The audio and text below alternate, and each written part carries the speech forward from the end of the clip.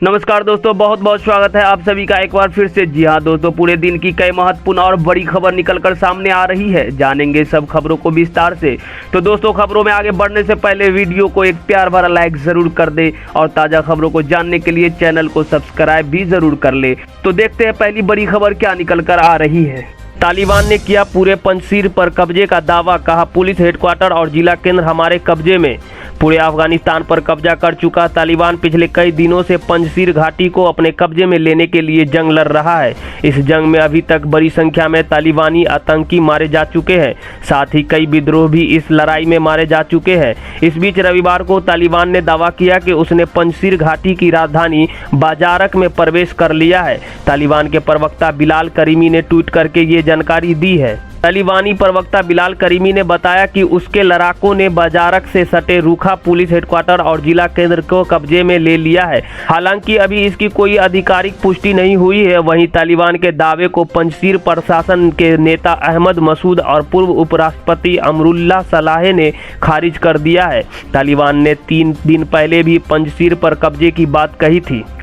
UN के अधिकारी ने काबुल में तालिबानी नेता मुल्ला बरादर से की मुलाकात। दिया मानवीय सहायता जारी रखने का आश्वासन।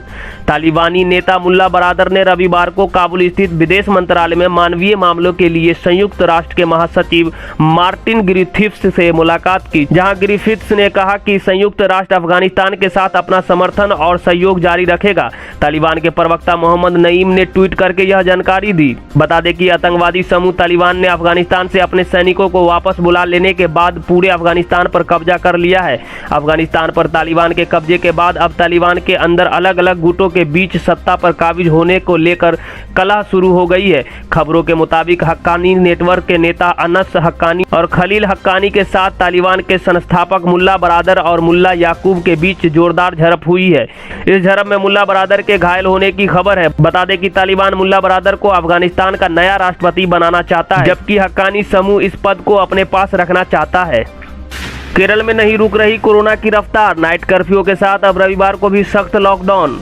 कोरोना वायरस के खिलाफ देश भर में टीकाकरण अभियान युद्ध स्तर पर जारी है। इस बीच कई राज्यों में मरीजों की संख्या में बढ़ोतरी के साथ कोविड नियमों में भी सख्ती बढ़ती गई है। केरल में कोरोना वायरस से एक बार फिर से रफ्तार पकड़ रहा है।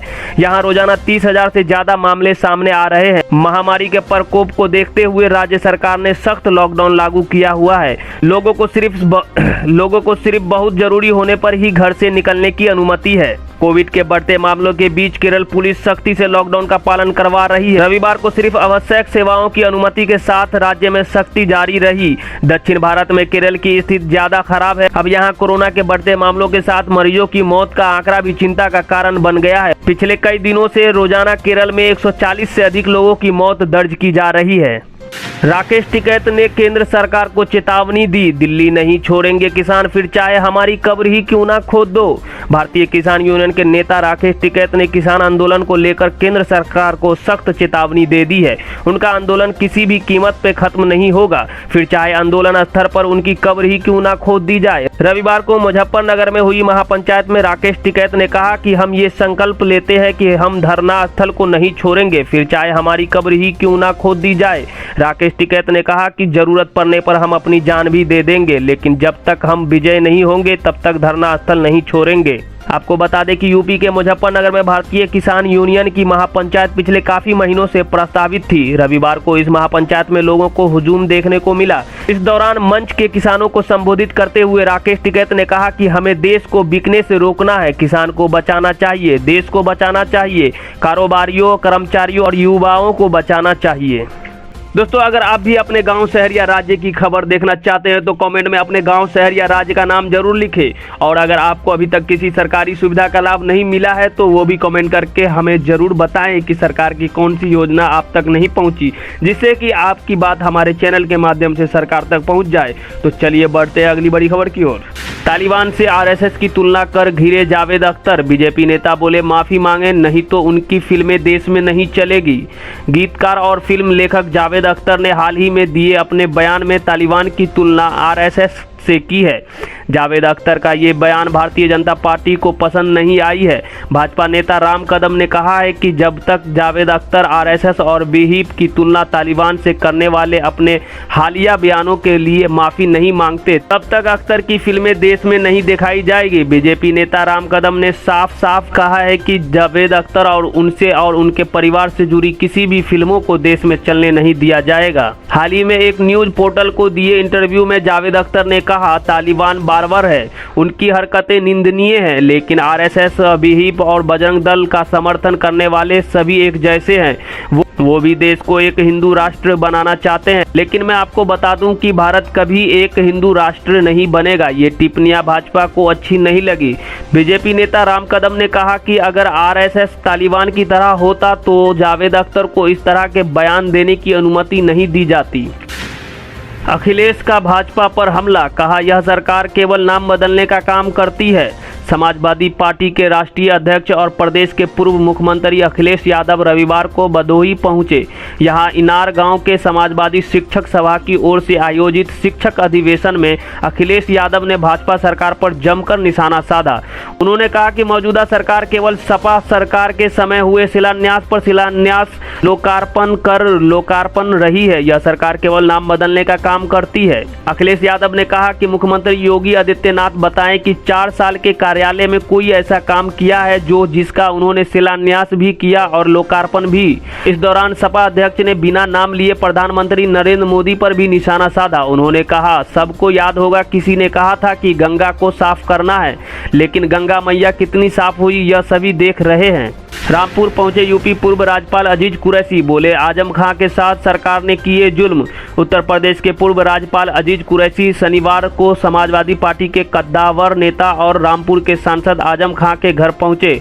यहां उन्होंने आजम खां की पत्नी व शहर विधायक तंजीन फातिमा से मुलाकात की और हालचाल जाना। पूर्व राज्यपाल कुरैशी ने कहा कि कोरोना की वजह से वो पिछले 1.5 साल से घर से बाहर नहीं निकल सके, लेकिन आज अपनी भाभी के पास आए हैं। पूर्व राज्यपाल ने कहा कि योगी सरकार ने आजम खां पर ज्यादती की। सरकार ने जिस तरह आजम खां को प्रताड़ित किया उसके लिए कुछ कहने की जरूरत नहीं है। इस मामले में लगातार बयान देता रहा हूं। अब भाभी से कहने आया था कि आप हिम्मत रखिए, लोग आपके साथ हैं, फतेह आपकी ही होगी। जौहर यूनिवर्सिटी को लेकर अजीज कुरैशी बोले कि आजम खां ने अपनी कौम की बेहतरी के लिए काम किया था। मुलायम सिंह यादव ने बिल पास कराया, लेकिन कुछ लोग चाहते थे कि यह कौम ना पढ़े और उनकी बराबरी ना कर सके। इस वजह से बिल को 10 साल तक लटकाए रखा, लेकिन हमने हस्ताक्षर कर बिल पास कर दिया। इसकी वजह यह थी विश्वविद्यालय में 50% सीटें मुसलमानों के लिए रखी गई थी। यह एक तबके को कबूल नहीं था। उन्होंने कहा यह रामपुर वालों की कमी है। उन्होंने आजम खां की हिमायत में सड़क नहीं रोकी, धरने प्रदर्शन नहीं किए। बिहार में नाराज लालू के बेटे तेज प्रताप ने बनाया अपना संगठन। यूपी चुनाव में योगी के खिलाफ खोलेंगे मोर्चा। राष्ट्रीय जनता दल के प्रदेश अध्यक्ष जगदानंद सिंह ने तनातनी के बाद विधायक तेज प्रताप यादव के छात्र राजद के समानांतरण अपना अलग संगठन बना लिया है। नाम दिया है छात्र जनशक्ति परिषद। लालू प्रसाद यादव के बड़े बेटे तेज प्रताप ने प्रशांत प्रताप को संगठन का अध्यक्ष बनाया है। यह संगठन बिहार के बाहर भी छात्रों के पक्ष में काम करेगा। उत्तर प्रदेश विधानसभा चुनाव में भी सक्रिय होगा, वहां की योगी सरकार की खामियों को उजागर करेगा। तेज प्रताप के पैतरे को छात्र राजद में किए गए जगदानंद सिंह के हस्तक्षेप को माना जा रहा है। उन्होंने आकाश यादव को हटाकर गगन कुमार को छात्र राजद का प्रदेश अध्यक्ष बना दिया था। शिक्षक दिवस पर रविवार को तेज प्रताप ने नए संगठन का ऐलान किया। दावा किया कि इसके लिए उन्होंने लालू प्रसाद से भी आशीर्वाद ले लिया है। तेज प्रताप ने पहले भी राजद से अलग लालू राबरी मोर्चा बनाया था। आरएसएस की तर्ज पर उन्होंने धर्मनिरपेक्ष सेवक संघ नाम से भी संगठन बनाया था। हालांकि नए संगठन के बारे में उन्होंने दावा किया कि यह राजद का अंग होगा जो शिक्षा, स्वास्थ्य एवं बेरोजगार के मुद्दे को उठाएगा। कहा कि अन्य दलों के अनुषंगी संगठनों की तरह ही यह राजद के लिए काम करेगा। किसानों के समर्थन में उतरे बीजेपी सांसद वरुण गांधी, कहा वो हमारे भाई है, उनका दर्द समझे। भारतीय जनता पार्टी के सांसद वरुण गांधी किसानों के समर्थन में आ गए हैं। वरुण गांधी ने पश्चिमी यूपी के मुजफ्फरनगर में हो रही किसान महापंचायत को लेकर ट्वीट किया है। इस ट्वीट में उन्होंने कहा कि मुजफ्फरनगर में आज लाखों की संख्या में किसान जुटे हैं, वो हमारे भाई हैं, हमें उनसे दोबारा से सम्मानजनक तरीके से जुड़ना शुरू करने की जरूरत है। उनके दर्द को समझे और समाधान निकालने के लिए उनके साथ काम करें।